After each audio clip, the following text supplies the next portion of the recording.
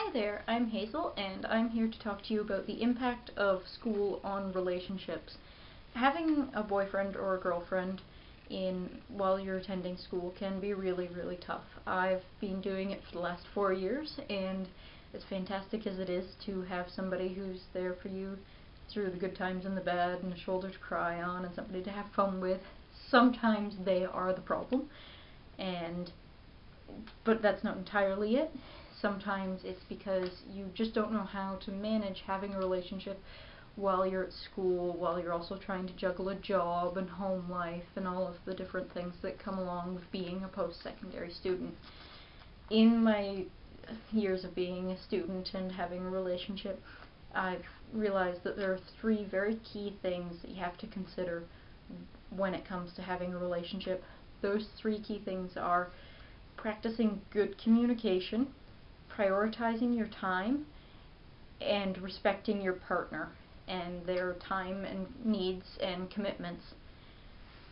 Good communication is a key regardless of if you're in school or not. Your partner needs to know what's going on in your head, and you need to know what's going on with them, just to maintain a level of understanding between you.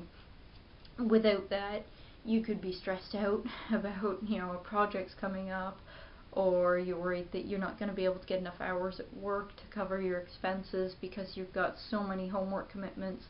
But if you don't tell your partner this, maybe they think that you are stressed out because of something going on in the relationship. So you really need to be clear and really use those communication skills to the absolute maximum. Prioritizing your time is key number 2, and that really helps to get you to see where you have time, where you don't, what you really need to be doing right here, right now.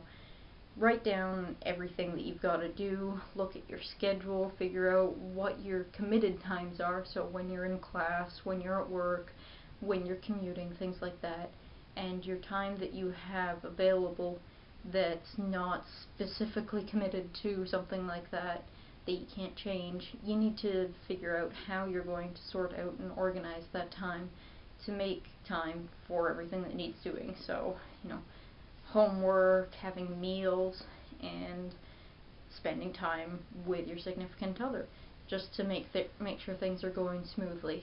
So you really want to make sure that you've got a couple hours a week at least to spend time with your partner, whether it's in person or a Skype date or on phone or whatever. If it's long distance, just make sure that you make time for them as well as everything else.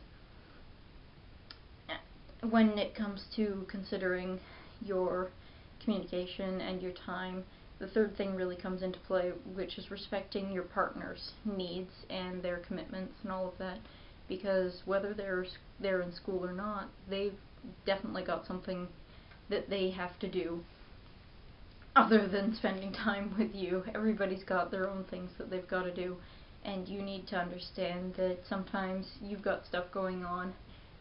Well, your partner's going to have stuff going on too, and sometimes life doesn't go the way you plan. You have to reschedule, and you have to use those communication skills and that time organization to make that work.